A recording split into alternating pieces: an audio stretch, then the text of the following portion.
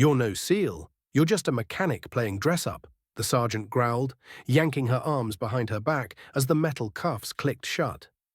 Dust swirled across the base as soldiers stopped and stared, some laughing, others whispering.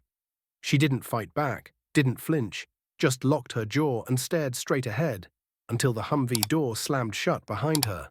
That's how Petty Officer Riley West was escorted off the base. In cuffs, humiliated in front of the very people she'd bled beside in silence. But what they didn't know was who she really was. It started 3 months earlier. Riley had been transferred to the logistics unit at Black Ridge Forward Operating Base. Officially, she was a mechanic, good with engines, quiet and fast, the kind of soldier no one noticed. She kept to herself, no rank boasting, no war stories, just grease-stained hands and late nights in the motor pool. What no one knew was that Riley West was something else entirely.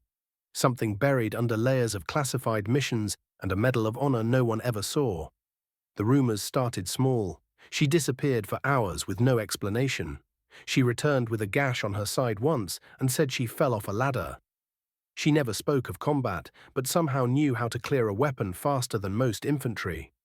One morning, a few Marines spotted her sparring in the back lot, blindfolded, and still managing to take down 2 men twice her size. That's when the questions started. But answers?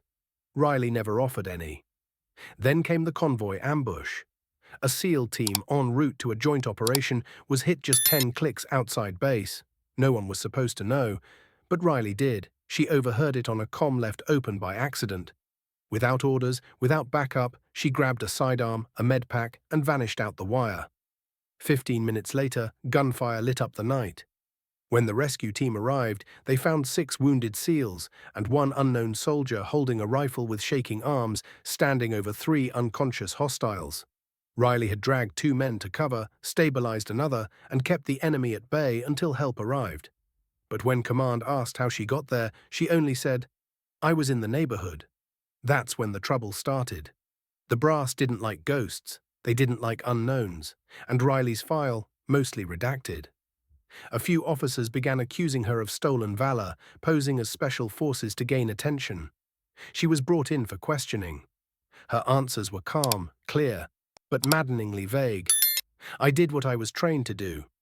"No, I never claimed to be a SEAL." No comment. They demanded proof. She wouldn't give any. She knew she couldn't. Not without exposing missions she had sworn to keep in the shadows. So they did what insecure power always does. They made her an example. In front of the entire base, they cuffed her, shamed her, stripped her of rank. They announced an investigation into impersonation of special operations personnel, a crime that could land her in military prison. Riley didn't even blink. She'd faced worse than prison. She'd crawled through hell for these people, and now they were laughing at her like she was a joke. But someone else was watching. That afternoon, a convoy rolled in. At its head, a high-ranking officer stepped out, decorations like armor, eyes like steel. Admiral Nash. He wasn't supposed to be there. He hadn't visited the base in years. But when he walked past the guards, past the colonel, past every stunned soldier in his path, he made a beeline for the holding tent. Inside, Riley sat on the edge of a cot, wrists bruised from the cuffs. She stood when he entered, locked eyes, and whispered, "Sir." The Admiral didn't salute. He walked right up, leaned close, and said 5 words that dropped jaws across the base. "You just cuffed a warrior." Then he turned to the officers standing nearby and laid a file on the table. Inside were redacted mission reports, each one signed by Riley West. Hostage extractions, high-value target captures, one op involving the rescue of the Admiral's own niece. She had saved lives that none of them were supposed to know about. Because she didn't do it for applause. She did it because that's who she was. The cuffs came off instantly, the charges dropped before sunset. The sergeant who arrested her, reassigned, quietly. The colonel who authorized it, officially reprimanded. But the biggest shift wasn't the paperwork. It was the silence that followed, utter, humbled silence. Word spread fast that the mechanic wasn't just turning wrenches, she had turned the tide of battles no one was allowed to mention, that the girl in the shadows had stood where legends had fallen, and that while everyone was judging her silence, They had no idea the weight she carried in it. Riley didn't give speeches. She didn't gloat. She just returned to the motor pool, picked up a wrench, and kept working.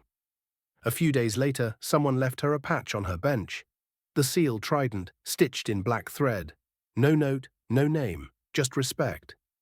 Now when soldiers pass her in the yard, they stand a little straighter. Some nod, some don't dare meet her eyes, but all of them remember. That the quiet ones, the underestimated, they're often the ones who've done the loudest things in silence. Before we wrap up this story, drop a comment and let us know where you're watching from. Don't just scroll, we're reading every single one. If this story touched you, don't forget to like the video, subscribe to the channel, and let us know how you feel in the comments.